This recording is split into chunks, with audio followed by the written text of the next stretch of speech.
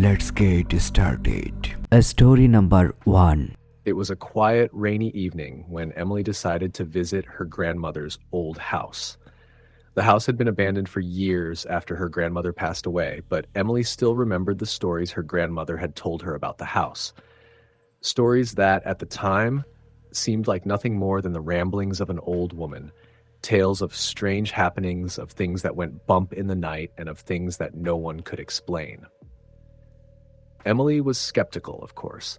She had never really believed in the supernatural, and yet there was something about the house that intrigued her. The place was a large, decaying, Victorian-style home on the outskirts of town, nestled between two thick forests. Even as a child, she had felt a strange pull to it, a sense of curiosity mixed with an inexplicable unease. Tonight, that pull was stronger than ever. As she parked her car outside the house, the rain began to pour harder, the sound of it splattering against the windshield filling the car. She sat there for a moment, staring at the house through the windshield, a sense of dread settling in the pit of her stomach. The house loomed in front of her, dark and silent, with no lights on inside. It looked as though it hadn't been touched in years. The shutters hung crooked, the paint peeling, and the windows were covered in grime. The overgrown garden surrounding the house seemed to be swallowing it whole. Shaking off the uneasy feeling, Emily grabbed her umbrella and stepped out of the car. The moment her feet touched the soggy ground, the air around her seemed to grow thicker, colder, as though the weather itself was reacting to her presence. She tried to brush it off, but her heart began to race as she approached the front door. The house creaked and groaned as she walked up the front steps, the sound unnerving in the stillness of the night. The door was old, its wood weathered and warped, but it opened easily when she tried the handle. She stepped inside, immediately greeted by the smell of mildew and dust. The air was musty and stale, and the only light came from the faint glow of the street lamp outside, filtering through the dirty windows. The interior of the house was just as she remembered. The grand staircase spiraled upward, its banister covered in a thick layer of dust. The walls, once adorned with family portraits, were now bare, the frames long gone. The floorboards creaked beneath her feet as she made her way through the house, the sound echoing in the empty space. She had always been drawn to the old attic, the one room in the house her grandmother had warned her never to enter. "There's something up there, something you don't understand," her grandmother had said, her voice shaking. "If you go up there, you may never come back." Emily had never believed the warnings, thinking them to be nothing more than the ramblings of a frightened old woman. But tonight, standing in the dimly lit hallway, those words echoed in her mind. Despite the fear creeping up her spine, Emily made her way up the staircase, her footsteps soft against the wooden steps. The air grew colder with every step, and she could hear a faint whispering, almost like a voice calling her name. She paused for a moment, looking around, but the house was silent once again. She tried to dismiss it as the wind or the house settling, but deep down, she knew something wasn't right. When she reached the attic door, she hesitated. The door was slightly ajar, and she could see nothing but darkness beyond it. She took a deep breath and pushed it open, the door creaking loudly in protest. As she stepped inside, a cold gust of wind hit her face, and she instinctively shivered. The attic was exactly as she remembered, cluttered with old furniture, boxes of forgotten memories, and a thick layer of dust covering everything. But in the corner of the room, something was different. There was an old rocking chair, its wood worn and chipped, rocking gently back and forth as though someone had just been sitting in it. Emily felt her heart skip a beat. She hadn't remembered that chair being there. It had always been her grandmother's favorite chair, but the last time she had been in the attic, it had been gone, replaced by a pile of boxes. Now, it was back. As she approached the chair, the whispering began again, louder this time. It sounded like her grandmother's voice, though distorted and faint. "Emily," the voice called, each syllable stretching into the air like a dark, eerie melody. "Emily, you shouldn't be here." A cold shiver ran down Emily's spine as she stood frozen in place. Her grandmother had been dead for over a decade. There was no way it could be her voice. Yet, the more she listened, the more real it sounded. The chair continued to rock back and forth, its creaking filling the room, and the whispers grew louder, more urgent. Emily, leave now. It's not safe. Suddenly, the rocking chair stopped. The room fell into complete silence, and Emily's breath caught in her throat. The hairs on the back of her neck stood on end as she turned to leave, but something stopped her. A shadow. A figure standing in the doorway. The figure was tall and thin, dressed in a long, flowing white gown. Its face was hidden in the darkness, but Emily could feel its gaze upon her. Her heart raced, and her legs felt weak. She wanted to scream, but her throat was dry and no sound escaped. The figure didn't move, just stood there, watching her. Then, just as quickly as it had appeared, the figure vanished. The air grew heavy once more, and Emily could hear nothing but the pounding of her own heart. She backed away from the door, her eyes darting around the room, searching for any sign of movement.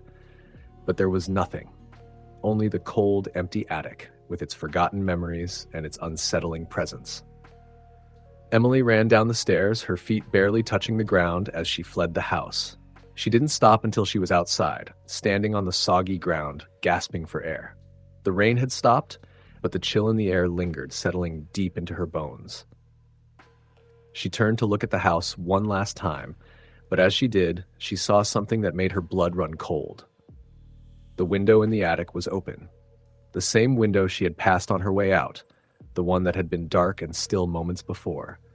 Now, she saw the faintest glow coming from within, and for a brief moment she could have sworn she saw a figure standing in the window, watching her.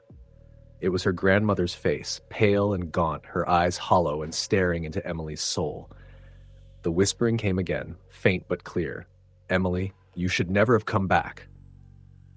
Emily turned and ran, not stopping until she was miles away from the house. She never spoke of what she saw that night, and she never returned to the house again. But sometimes, when the wind is just right and the night is still, she can hear the whispers calling her name, urging her to come back, to step into the darkness once more. Story the end. Story number 2. It was just an ordinary Tuesday afternoon when things started to change. I had always been a skeptic when it came to the paranormal. Growing up in a house that had been passed down through generations, I had heard the stories from relatives who swore that the old place was haunted. But like anyone else, I chalked it up to imagination or exaggeration. Ghosts were something reserved for campfire tales, not real life. My family had moved into the house a few months prior. It was a large, sprawling property, far too big for the four of us. My parents, my older brother David, and me were the only ones living there, but we couldn't seem to shake the feeling that we weren't truly alone.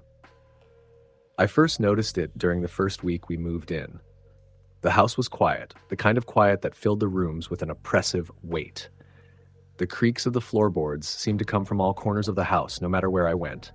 The first real event happened one night when I was in the kitchen, making a cup of tea before bed.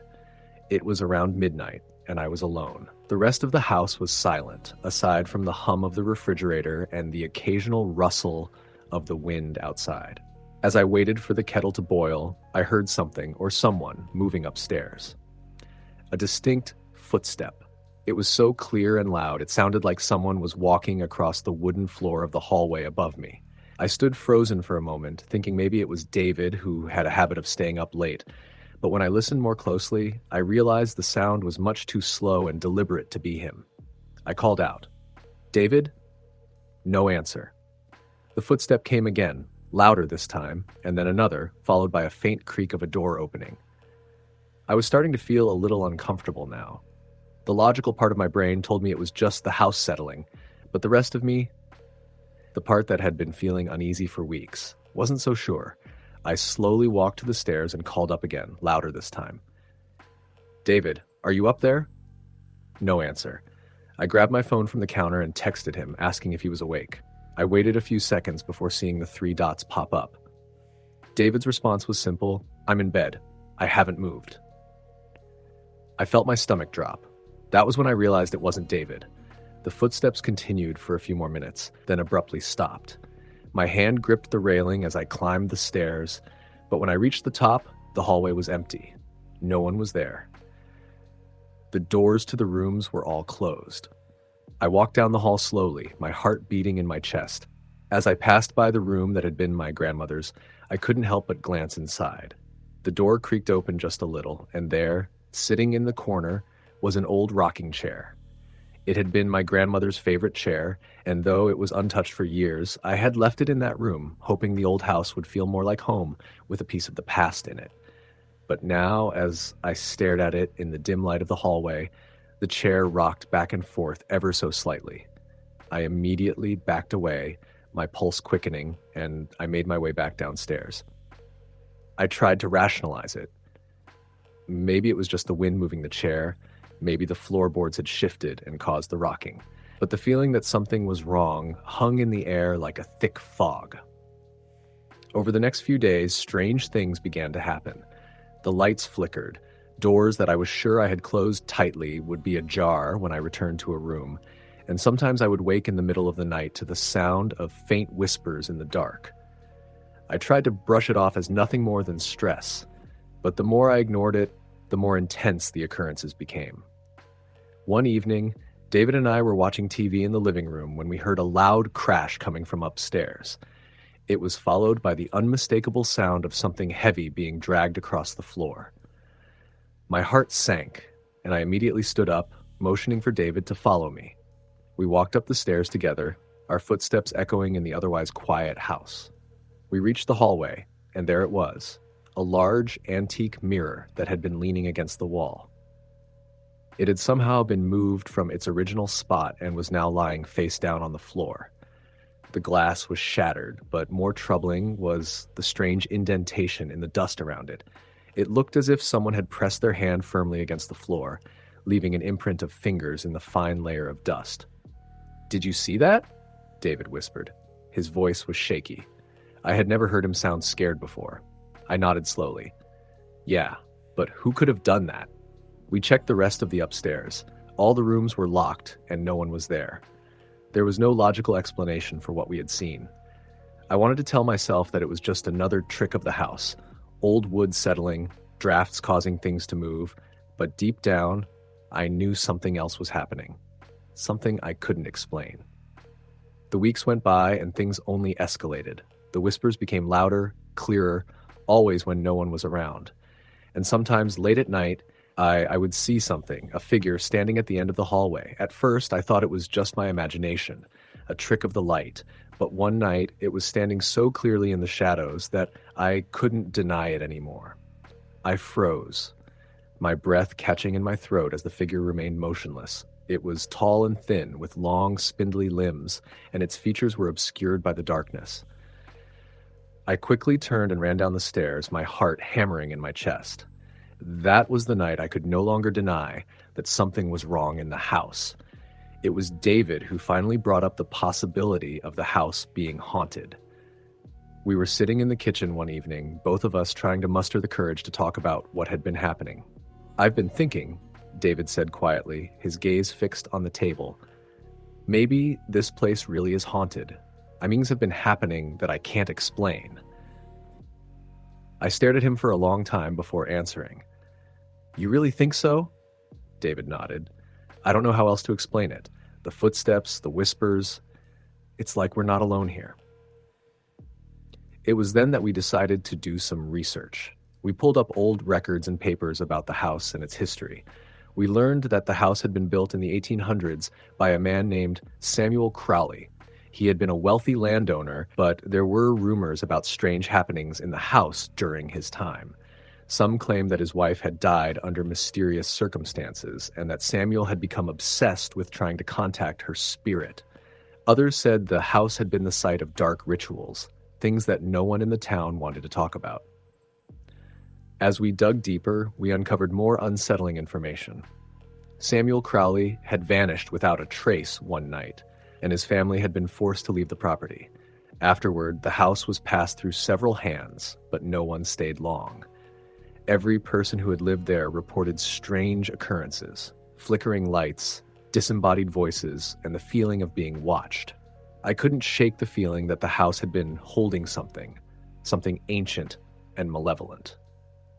But the most disturbing discovery came when we learned that the house was built on the site of an old cemetery, one that had been abandoned long before Samuel Crowley's time. The bodies had been moved, but some of the gravestones were still scattered throughout the property, hidden under the overgrown brush in the backyard. It was then that I realized that whatever haunted the house was far older than I had ever imagined. We decided to leave. There was no point in staying any longer, no reason to test our sanity by continuing to live in a place that clearly wasn't ours to begin with. But as we packed our things, I couldn't shake the feeling that something was following us, watching us, even now. The last night we spent there, I couldn't sleep. I lay in bed, staring at the ceiling, the quiet of the house settling around me.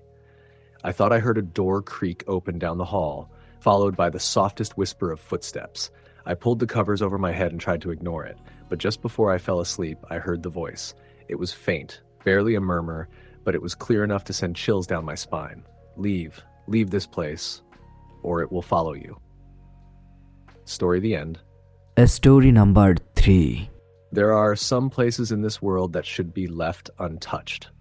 Places that time has forgotten, where history lingers like an unsettling shadow, and where the past has a way of resurfacing when you least expect it. I had no reason to believe any of this, of course, until I found myself standing in front of the abandoned farmhouse at the edge of town. It had been years since anyone had lived there. People in the area spoke of the house in hushed tones, as if the very mention of it brought on a sense of dread. Some claimed it was haunted, others insisted it was just the decay of time, the place simply falling apart after the last family who had lived there mysteriously vanished without a trace. It wasn't hard to imagine that something strange had happened there, but in my mind, I was always a skeptic. I didn't believe in ghosts or the paranormal. I wasn't the kind of person who jumped at shadows or listened to ghost stories. I was a reporter, a journalist who prided myself on uncovering the truth, no matter how dark or unsettling that truth might be. So when I heard that the house was up for sale, I decided to investigate. I wasn't looking for supernatural explanations. I was just looking for a story. After all, a farmhouse with a dark history, that was something worth writing about, right? The first time I drove past it, I remember feeling a strange sense of curiosity. The house was huge, with a wide front porch that had long since lost its charm. The windows were dark, some of the glass missing, and the paint on the exterior was chipped and peeling. The roof sagged in a way that suggested the house had been abandoned for far too long. But still, there was something captivating about it, something that called to me. I parked my car a few yards down the road and walked up the dirt path leading to the front door. The air was thick with humidity, and the smell of damp wood and overgrown grass filled my lungs. I stepped up to the porch and hesitated for a moment before reaching for the doorknob. To my surprise, the door creaked open easily, as if someone had been waiting for me to arrive. Inside, the house was even worse than I had imagined. Dust covered everything. Furniture, countertops, even the air seemed heavy with neglect. The floorboards groaned under my weight as I stepped into the living room, my flashlight flickering as I scanned the space. The wallpaper was peeling in large strips, revealing faded floral patterns beneath. Cobwebs hung from the ceiling, and there was a strange, musty smell that clung to the walls. I took a deep breath and pulled out my notebook. This would be a great feature piece. People loved stories about forgotten places and the mysteries hidden within them. As I made my way deeper into the house, I couldn't shake the feeling that I was being watched. I looked over my shoulder, but the house was silent. It felt like a place frozen in time, like I had stepped into a moment that shouldn't exist anymore. I was in the kitchen when I first heard it, the faintest sound of footsteps echoing from somewhere upstairs. I froze, my heart thudding in my chest. There was no way anyone else could be here. The house had been empty for years, and the real estate agent had confirmed that no one had been here in ages. I turned toward the staircase, my eyes wide, waiting for something, anything, to give me an explanation. But nothing happened. The sound stopped as suddenly as it had started. I chalked it up to the old house settling. Houses did that, right? I continued moving through the house, heading upstairs to see what else might be left behind. The floor was covered in dust, but there were small signs of life in odd places. A chair that was slightly askew, a book on the floor, as though someone had been reading it recently.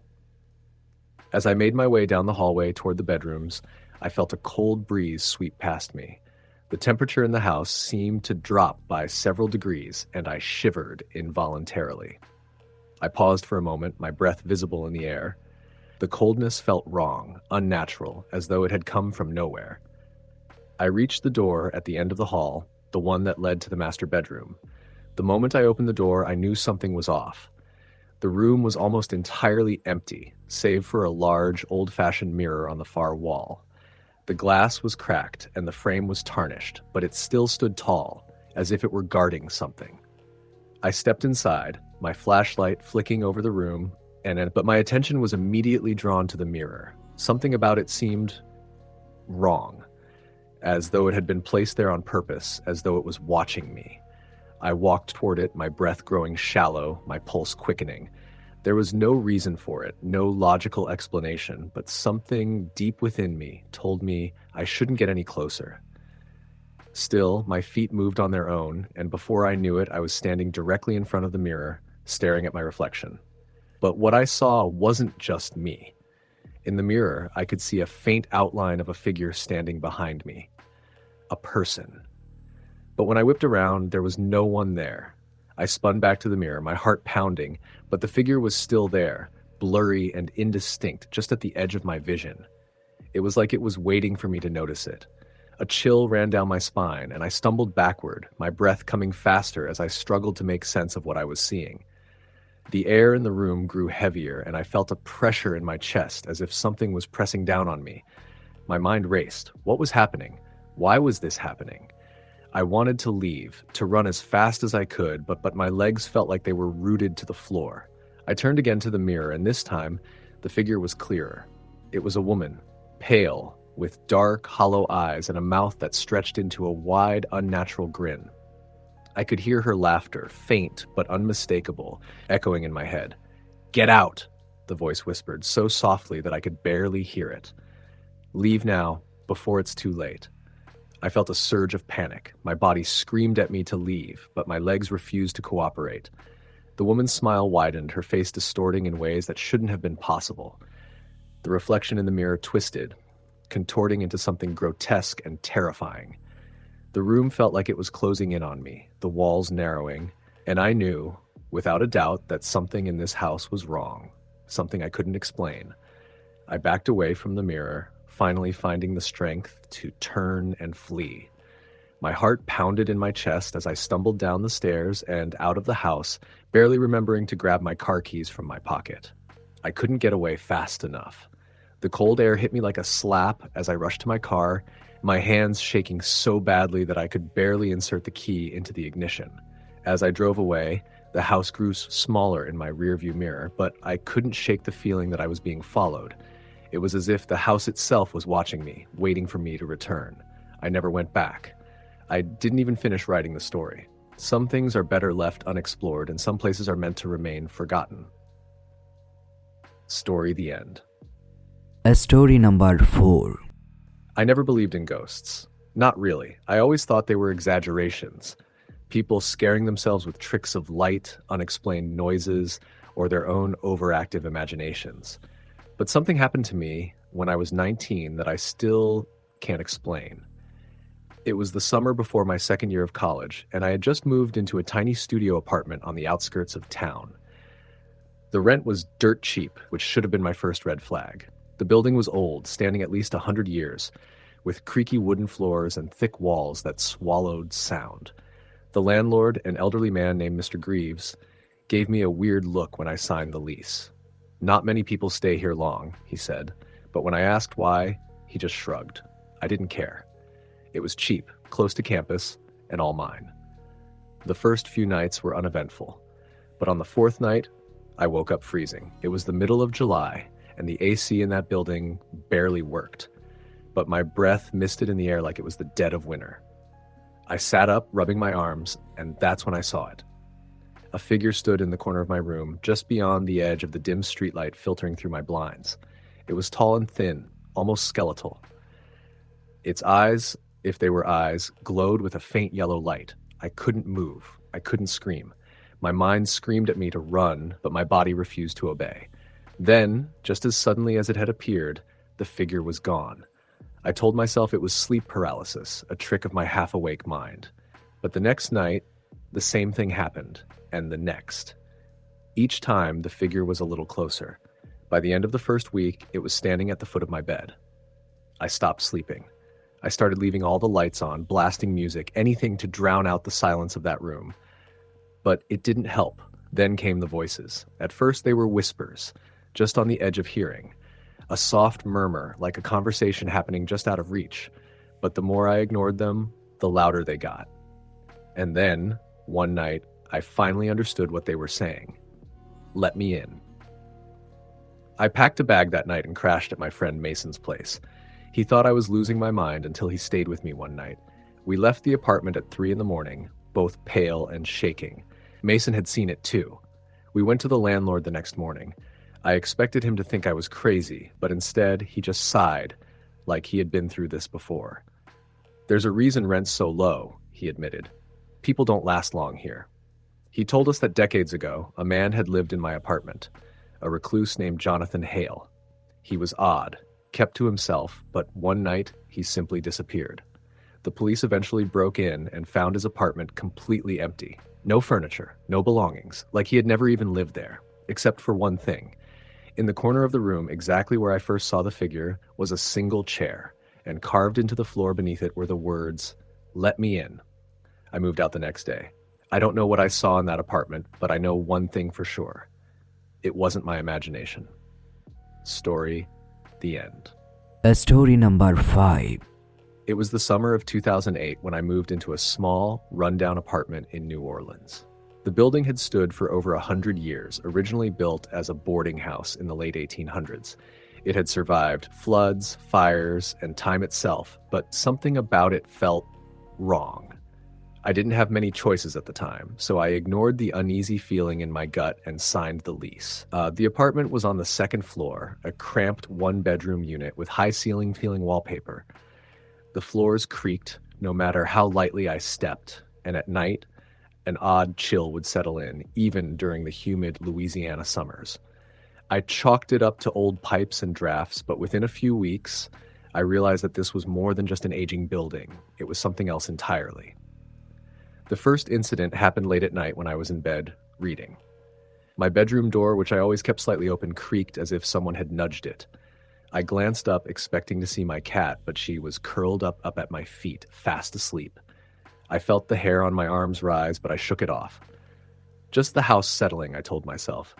A few nights later, I woke up to the sound of whispering. It was faint, almost like a conversation happening in another room.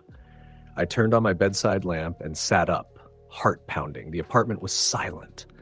Too silent. I checked the closet, the bathroom, nothing. I even peered out my window to see if the voices were coming from the street below, but there was no one out there. Then things escalated. One evening, I came home from work to find my kitchen cabinets open. Every single one. I lived alone, and I knew for a fact I hadn't left them that way. The drawers were pulled out as well, silverware scattered across the counters as if someone had rummaged through them. My stomach dropped. I checked the door, still locked. No sign of forced entry. I told myself I had been in a rush that morning and somehow left them open, even though I knew that wasn't true. The next night I woke up gasping for air. It felt like something heavy was sitting on my chest. I couldn't move, couldn't scream. I felt a cold breath against my ear, and then a whisper, so soft it barely reached my consciousness. "You don't belong here." Then, just as suddenly as it had come, the pressure lifted and I shot upright, drenched in sweat. My cat was at the foot of my bed, her back arched, ears pinned back. She had seen it too, whatever it was. I refused to believe I was dealing with something supernatural. I told myself it was stress, sleep paralysis, a figment of my imagination. But as the days passed, the presence in my apartment grew stronger. I would hear footsteps in the hallway when I was home alone. My cat refused to enter the bathroom, staring at the open doorway with wide, terrified eyes. I would catch glimpses of movement in my peripheral vision, only for nothing to be there when I turned my head. One night, I had a friend over. We were sitting on the couch watching a movie when she suddenly stiffened and whispered, "Did you hear that?" I hadn't, but I paused the movie. The room was silent, too silent. Then from the bedroom, we both heard it. The unmistakable sound of heavy breathing. Slow, deliberate, like someone standing just out of sight. My friend grabbed my arm, her nails digging into my skin. "Who's in there?" she whispered. Summoning what little courage I had, I grabbed a baseball bat from behind the couch and crept toward the bedroom. My heart hammered in my chest. I pushed the door open, bracing for the worst. The room was empty. But something was wrong. The air was thick, heavy, charged with something unseen. Then, without warning, the closet door slammed shut with a force that shook the walls. My friend screamed, and I yanked her out of the apartment. We spent the night at her place, and I refused to go back alone after that. I called my landlord the next day and asked if anyone had ever reported anything strange about the apartment. She hesitated before sighing. "Look, I don't usually tell tenants this, but yes, the last guy who lived there left in a hurry. He claimed he was being haunted. Said he saw someone standing at the foot of his bed at night." "Did he say what it looked like?" I asked, my voice barely above a whisper. She hesitated again. "He said it was a woman. Dark hair, pale face, but her eyes weren't right. He said they were black, like bottomless pits." My stomach dropped. That night, I had my worst encounter yet. I woke up to the feeling of someone watching me. The room was pitch black, but I knew there was something standing in the corner. I couldn't see it, but I could feel its gaze boring into me. Slowly, I reached for my bedside lamp. Click. The light flickered on, and I saw her. A woman in a tattered nightgown, her face gaunt, eyes nothing but black voids. She stood motionless, her head tilted at an unnatural angle. Her lips curled into a sickening smile, revealing teeth that were too sharp, too long. Then she moved. Not walked, moved. One moment she was in the corner, the next she was inches from my bed, her face inches from mine. "You don't belong here," she whispered again. I bolted from my bed, ran straight out of the apartment, and never looked back. I called my landlord the next morning and terminated my lease. I didn't care about the financial hit. I had to get out. A week later, I got a call from a neighbor who still lived in the building. She told me that the unit above mine had been vacant for years. No one lasted longer than a few months. Some reported strange noises, others saw shadows. One woman claimed she woke up with scratches down her back, as if something had been clawing at her in her sleep. But what chilled me to the bone was what she told me next. "You're lucky you left," she said. A few years ago, there was a woman who lived there. She started acting strange, saying she was seeing things. She told people she felt something was inside her. One night, she was found dead in her bed. No signs of struggle, no cause of death, just gone. They say her eyes were wide open, pitch black, like they had been swallowed by something. I never set foot in that building again. Story the end. Story number 6. The word count might be adjusted over time, but I'll keep it detailed and atmospheric. I've always been a skeptic when it came to the paranormal. For years, I dismissed ghost stories and paranormal experiences as exaggerations or misunderstandings. But what happened to me that summer night in 2019 changed my perspective forever. It all began with a house that had been vacant for years, surrounded by woods. To anyone who looked at it from the outside, it was just another abandoned building. But to me, it was a place of nostalgia and memory. Growing up, I had visited this house countless times with my family. It belonged to my grandparents, and every summer we would gather there for barbecues and family get-togethers. The house was old, filled with creaky floors and dusty furniture, but to me, it was home. Then, one fateful summer, my grandparents moved into a retirement home, and the house was left empty. My parents decided to sell it, but for some reason, it lingered on the market. No one ever seemed interested in it. That was when I found out about the strange things that had begun happening. I had returned to the house a few months after my grandparents had left. It was a Sunday evening when I drove up the long gravel driveway. The house stood there, silent, its windows like dark eyes watching me from the shadows. I had come to pick up a few things from the old attic, things I wanted to keep as mementos of my childhood. What I didn't know was that I was about to experience something that defied all logic. As I entered the house, the familiar smell of musty wood and old leather books filled the air. The silence was eerie. It was as though the house itself had forgotten what it was like to have life inside it.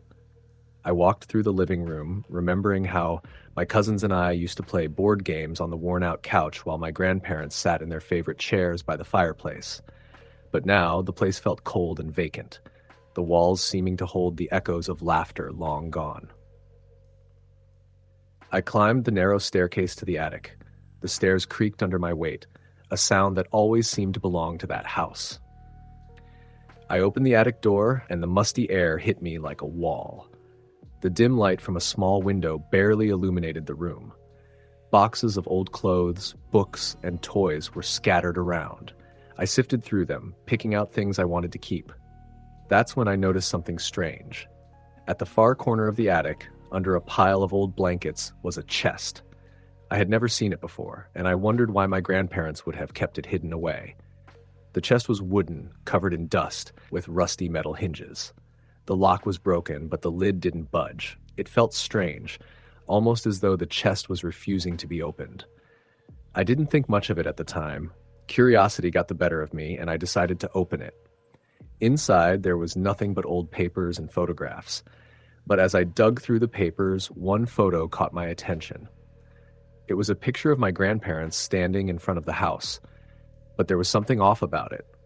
In the background, just barely visible, was a figure, a shadowy shape that seemed to be standing in the window. At first, I thought it was just a trick of the light, but the more I looked at it, the more I felt uneasy. I grabbed the photo and stood up. That's when I heard it, a faint whisper coming from somewhere deep within the house. It sounded like a voice calling my name. Emily. I froze. My heart began to race, and my breath caught in my throat. I couldn't tell if it was the wind or if it was something else, but I knew I wasn't alone in the house. I quickly shoved the photo into my pocket and made my way down the stairs, my footsteps louder than usual as I moved through the empty house. The whispering continued, faint but persistent, like a voice floating just out of reach. When I reached the bottom of the stairs, I was met with an unsettling sight. The front door, which I had clearly closed when I arrived, was now wide open. I hadn't heard it open, nor had I seen anyone outside. A chill ran down my spine, and I instinctively reached for my phone to call someone, anyone. But just as I was about to dial, the door slammed shut with a loud bang. I jumped back, my heart pounding in my chest. I ran out the door, not looking back, my mind racing.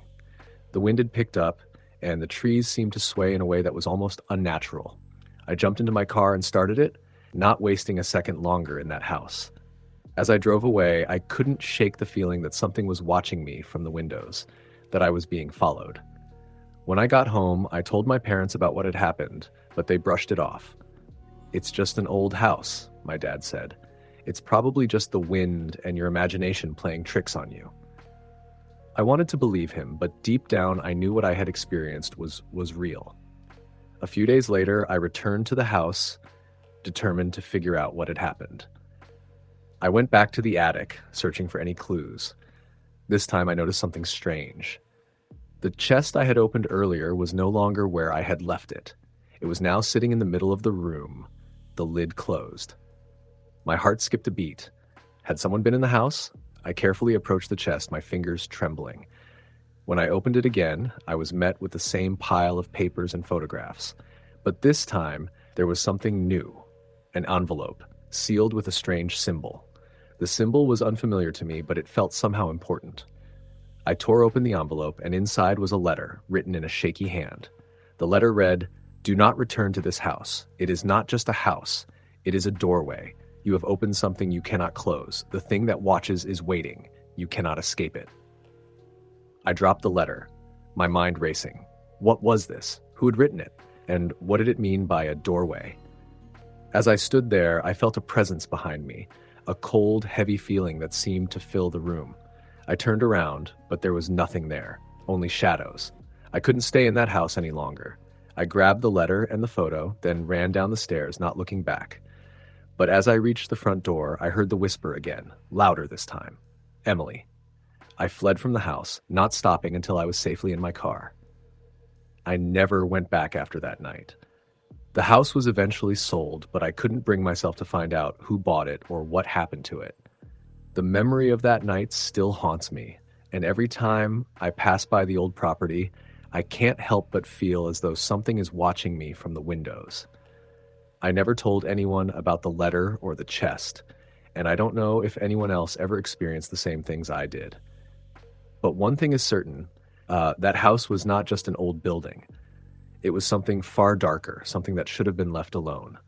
And to this day, I wonder if it's still out there, waiting for the next person to open that door. Story the end. Story number 7. The house had always been quiet, peaceful even. The walls of the old farmhouse, nestled in the middle of nowhere, seemed to hold secrets that were never told.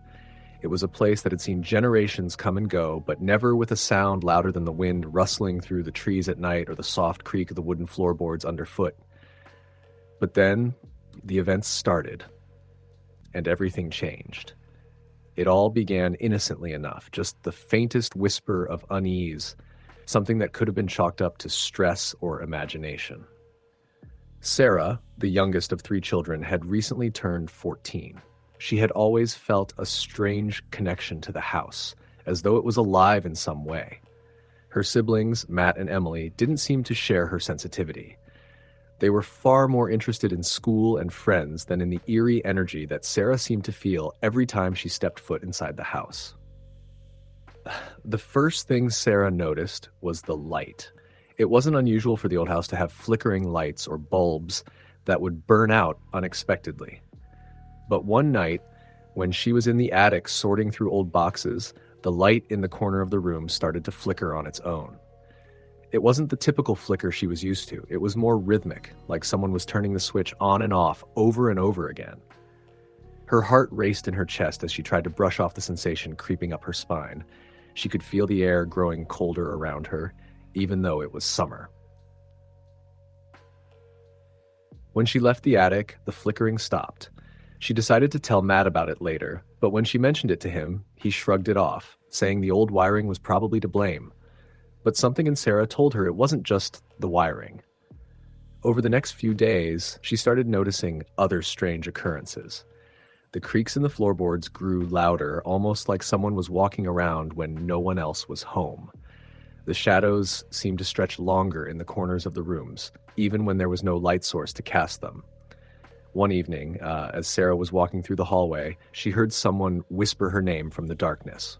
She froze, heart pounding in her chest. The voice sounded familiar, soft, like her mother's. She turned around, but no one was there. "Sarah! Sarah!" The whispers came again, a cold shiver running down her spine. She rushed to her mother's room, but when she entered, the room was empty. Her mother had been away visiting relatives for the past few days, and Sarah had been home alone for hours. But who had called her name? The thought gnawed at her for days, but it wasn't until a week later that she had a chance to tell Matt and Emily. Emily, the more skeptical of the 3, laughed at Sarah's story, but Matt's reaction was different. He looked at Sarah with wide eyes. "I've been hearing things too," Matt admitted quietly. "It's like there's someone walking around the house at night. I thought it was you or Emily, but whenever I get up to check, no one's there." Sarah's heart skipped a beat. She wasn't alone in this. From that moment on, the occurrences escalated. Every night, the creaks in the floorboards grew louder, and the whispers, soft at first, grew more distinct. The shadows stretched unnaturally across the walls, and sometimes they seemed to move, shifting in ways that didn't make sense.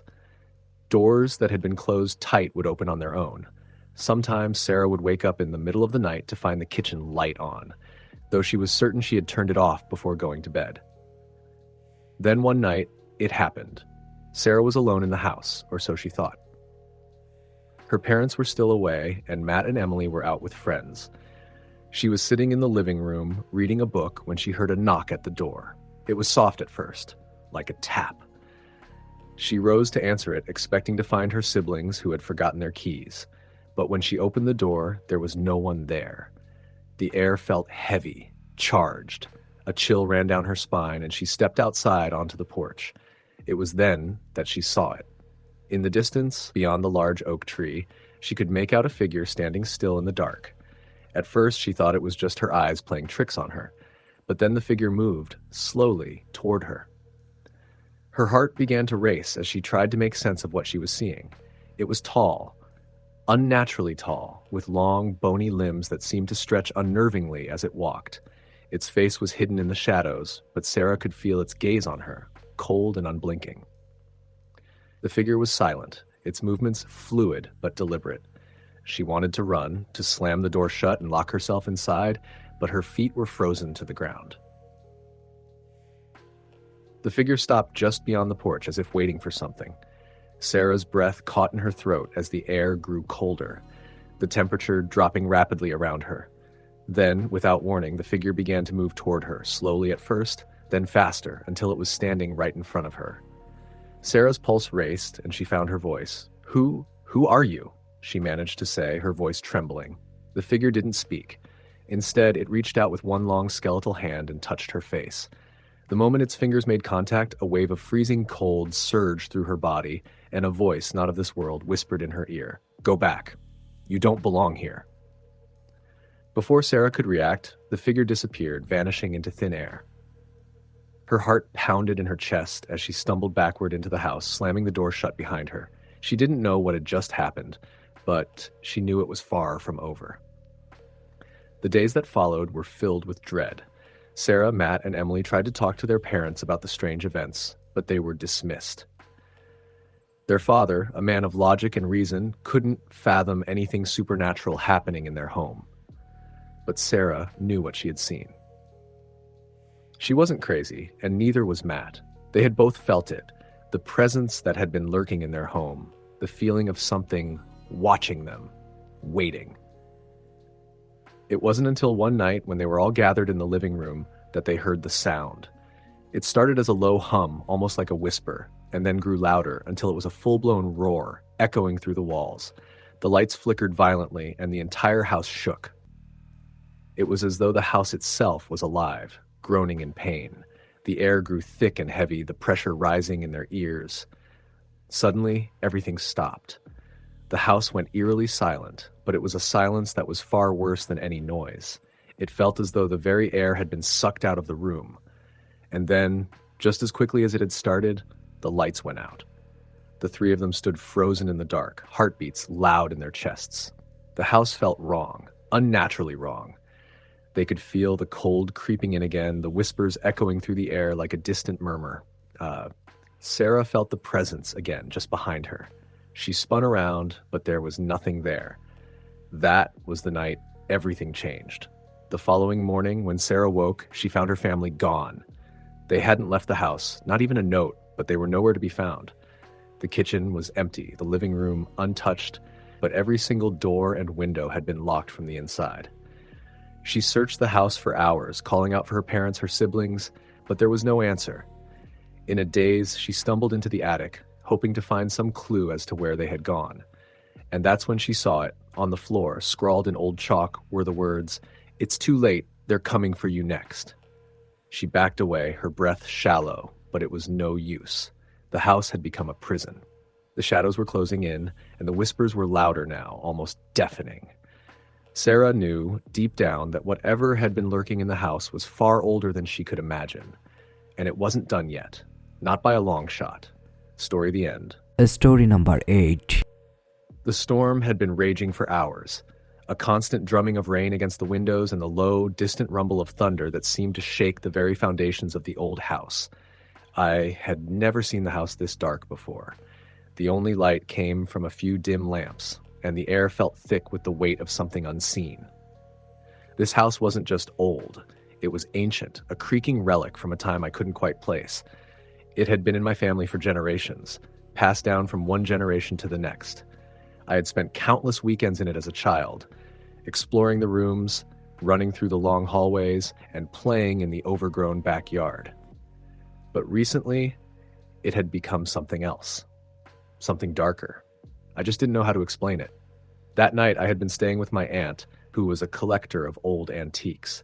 She had invited me to stay for a few days, and although I had agreed, there was always something about this house that made me uneasy. I had been here before, of course, but something had changed. The walls seemed to whisper sometimes, and even the air felt heavy, as if it held memories not yet forgotten. It felt like the house was watching me. I sat in the living room, waiting for my aunt to return. She had gone out to visit some friends, leaving me to relax in the large, dimly lit space. The storm had knocked out the power a few hours earlier, and the only sound was the steady hum of the wind outside. I was trying to distract myself by flipping through an old book that had been left on the coffee table when I heard it. A soft, deliberate tapping on the floor upstairs. At first, I dismissed it as the wind or the house settling, but the tapping continued. It was rhythmic, almost like footsteps. Not normal footsteps, slow and heavy, like someone dragging their feet. I stood up, unsure of what I should do. The house was empty, aside from me. My aunt wouldn't be back for hours. The noise stopped for a moment, and I hesitated, wondering if I should check it out.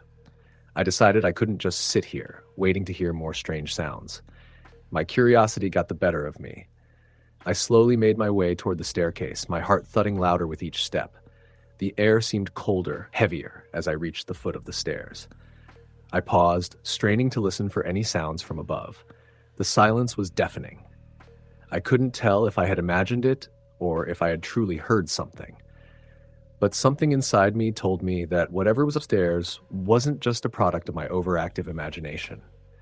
I climbed the stairs cautiously, each creak of the wooden steps sounding far too loud in the quiet house. When I reached the top of the stairs, I was greeted by a long hallway. The faint glow of moonlight seeped through the cracks in the curtains, casting eerie shadows on the walls. The windows were slightly open, and the wind howled outside, making the curtains flutter like the wings of a ghost. The hallway was unnervingly quiet. I walked slowly, my footsteps echoing in the vast space. The tapping sound was gone, but I couldn't shake the feeling that something was off. I passed my aunt's bedroom and moved toward the door at the end of the hallway. It was a small room that had always been kept locked. I had never understood why my aunt never let anyone in, but I had learned to respect her wishes over the years. That room, though, had always felt different. The door was old, heavy, and seemed to hum with a strange energy when you stood near it. Tonight, it was open. I couldn't remember ever seeing it open before. Without thinking, I found myself walking toward the door, drawn by something I couldn't explain. My hand hovered above the doorknob for a long moment before I finally twisted it and pushed the door open. The room inside was exactly as I remembered it, dim, dusty, and filled with forgotten relics of the past. Old furniture, paintings that had long since faded, and shelves cluttered with objects that looked like they hadn't been touched in years. There was a musty smell, a stale, closed-in scent that made my throat tighten. But there was something else, something that I hadn't noticed before. On the far wall, next to the small window that overlooked the backyard, was an old rocking chair. It was wooden, worn with age, and it was gently rocking back and forth. I froze. The movement was subtle, almost imperceptible, but it was there. The chair was rocking on its own. I could feel the hairs on the back of my neck stand up. I quickly scanned the room, my eyes darting around, looking for any logical explanation. But there was nothing. No breeze, no open window, no sign of anything that could account for the movement. I stepped into the room, my feet heavy on the floor as I approached the chair. The tapping noise returned, this time louder and closer, and it seemed to be coming from behind me. I spun around, but there was nothing there, just the shadows of the room stretching across the floor. I don't know why, but I reached for the chair. My hand touched the cold, weathered wood, and the rocking stopped. Suddenly, the temperature dropped. I could see my breath in the air, swirling in front of me. The room seemed to grow darker, the shadows lengthening and stretching. I heard the voice then. Faint, a whisper at first, but it became clearer as it got closer. "Get out." It was a low, rasping voice, as though someone was speaking from the farthest corner of the room, their words laced with malice. I took a step back, heart hammering in my chest. The voice came again, louder this time. "Leave this place." I turned to run, but the door slammed shut before I could make it. The walls seemed to close in around me, the air growing thicker with every passing second. I could hear the sound of dragging footsteps behind me, like someone was following me, getting closer, closer, closer. My panic surged as I banged on the door, screaming for help that would never come. The footsteps stopped, and then everything went completely silent. I turned, my back pressed against the door, and my eyes frantically scanned the room. The rocking chair was still. The shadows were still. but the room felt full, as though it was holding its breath, waiting for something to happen. I slowly moved toward the door, my hand trembling as I turned the knob. The door opened easily, almost too easily, and I stumbled into the hallway. I ran down the stairs, my mind in a frenzy, and I didn't stop until I was outside, breathing in the fresh air like I had just been submerged in water. I stood there for a long time, watching the storm rage on. It wasn't until hours later, after my aunt had returned and I had told her what happened, that I learned the truth. She had never told me the story of the room at the end of the hallway. How, long ago, her great-grandmother had died in that room and how her spirit had never left. How people had heard voices, seen shadows, and felt cold spots around the house. The room had been sealed off for years, but something had always lingered. I never stayed in that house again. My aunt eventually moved away and the house was sold to someone else, but to this day I can't shake the feeling that whatever was in that room is still there, waiting. Story, the end. Story number 9. It started with a house no one talked about. I was a realtor in a small New England town, used to handling historical homes with their quirks, creaky floorboards, drafty windows, and the occasional skeptical buyer who thought old meant haunted. But this house, this one was different. It had been on the market for over a decade, changing hands 3 times, and each time the owners left in the dead of night, refusing to speak of what drove them away. My boss, desperate to offload the property, handed it to me with a weary look. "Just get someone in there, Laura. We need it sold." The house sat on the edge of town, a 3-story Victorian with peeling white paint and a sagging porch. It should have been charming, yet the moment I pulled into the driveway, I felt something watching me. I shook it off. "Just nerves," I muttered to myself, stepping inside. The air was stale, like a place abandoned for years rather than months. The previous owners had left most of their furniture behind, odd in itself. But what really unsettled me were the details. The mirrors were missing from every room, removed so violently that the walls bore deep gouges where the nails had been yanked free. Then there was the locked room on the 2nd floor. I found it near the end of the hallway, a heavy oak door with a rusted keyhole. No key, no explanation. That night, I started having dreams.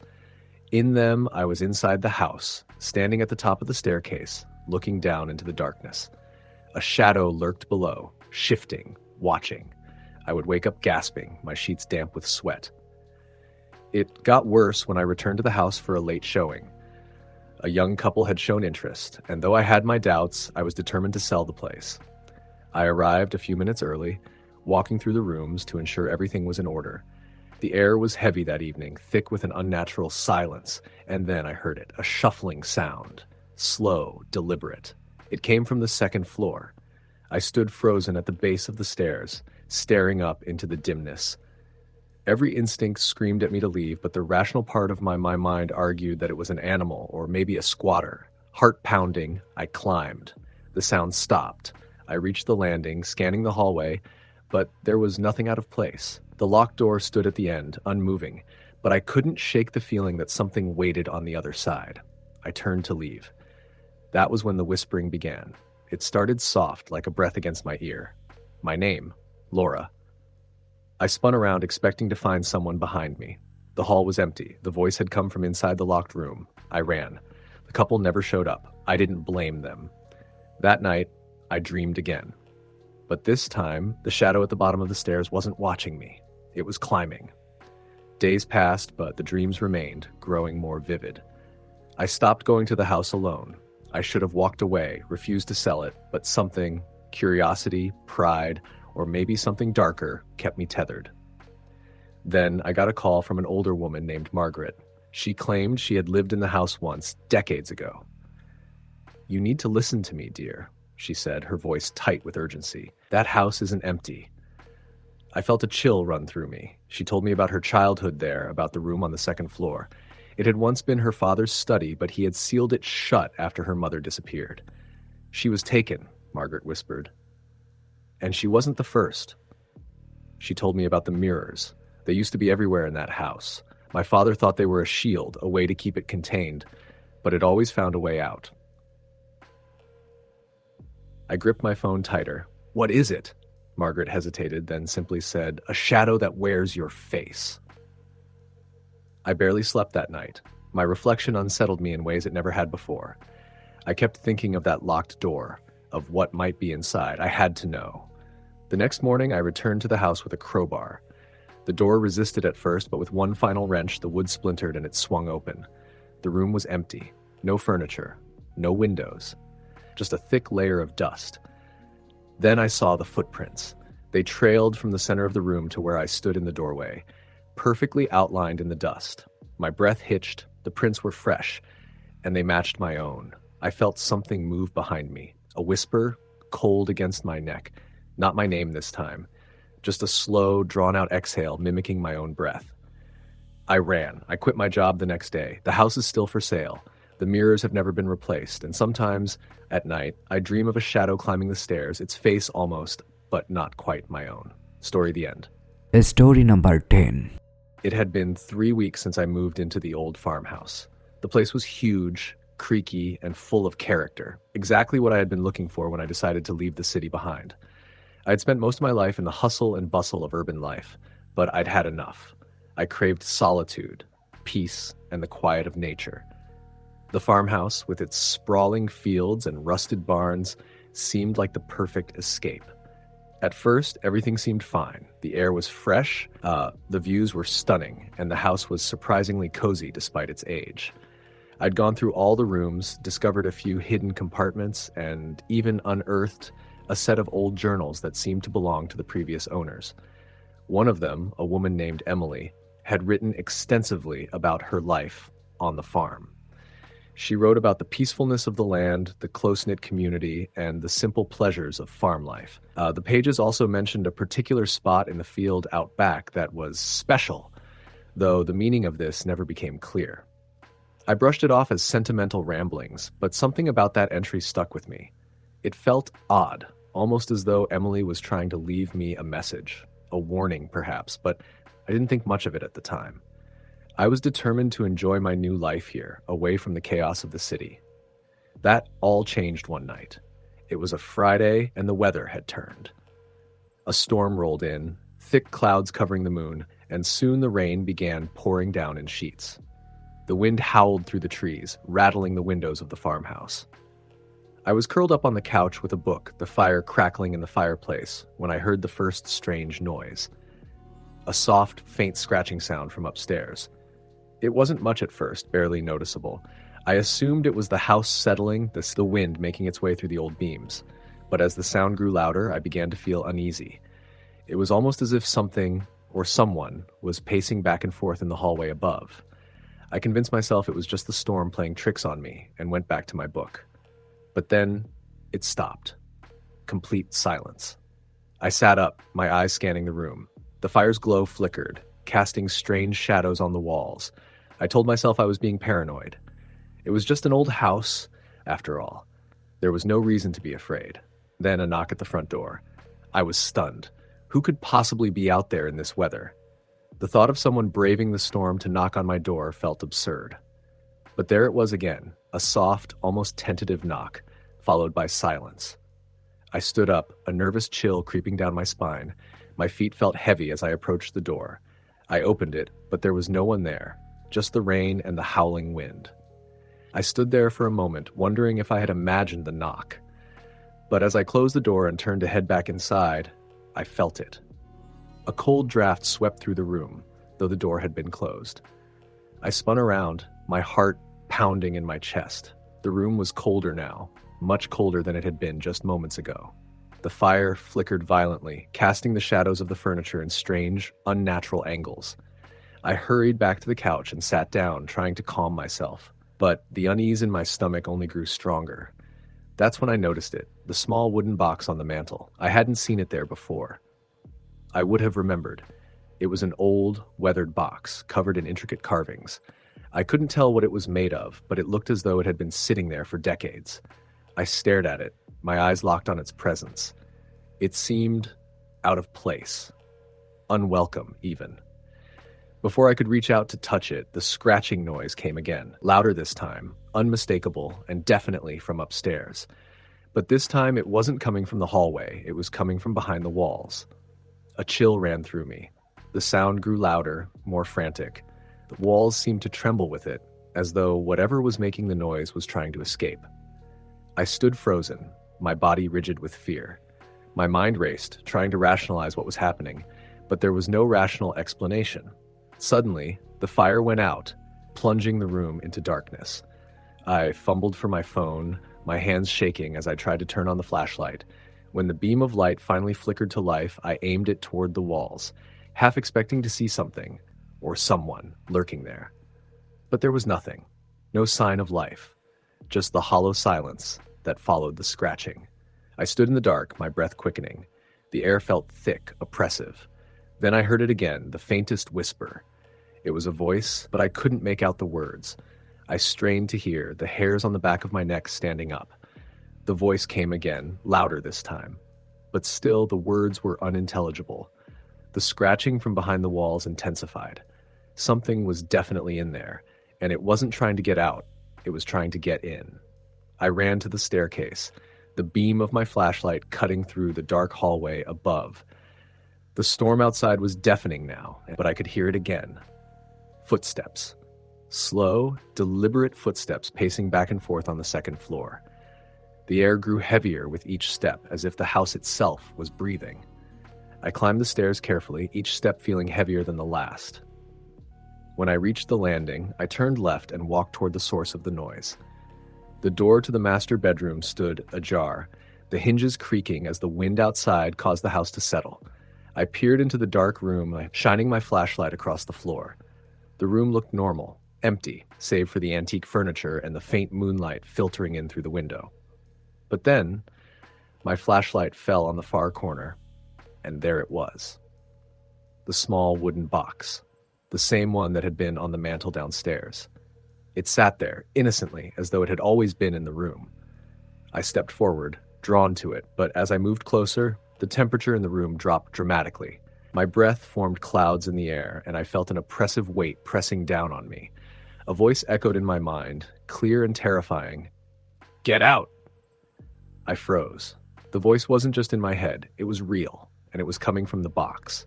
I could feel its presence, as if the room itself was alive with malice. The house groaned and shuddered as I reached out, my hand trembling.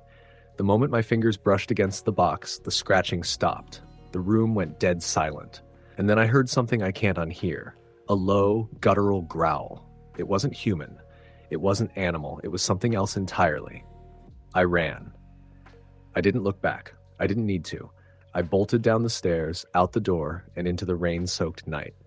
I didn't care about the storm anymore. I didn't care about anything but getting away from that house.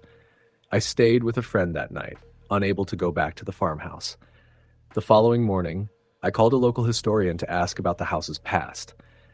What I learned chilled me to the bone. The farmhouse had once belonged to a family in the late 1800s. The father had been a recluse, obsessed with the occult. Rumors spread that he had practiced dark rituals in the house, and that the family had vanished without a trace. No one knew what had happened to them, but it was said that the house was cursed. The box, the one I had found, was believed to have been part of a ritual gone wrong. It had been hidden away for years, its evil sealed inside. No one had ever stayed in the house for long. And now I understood why. Story the end.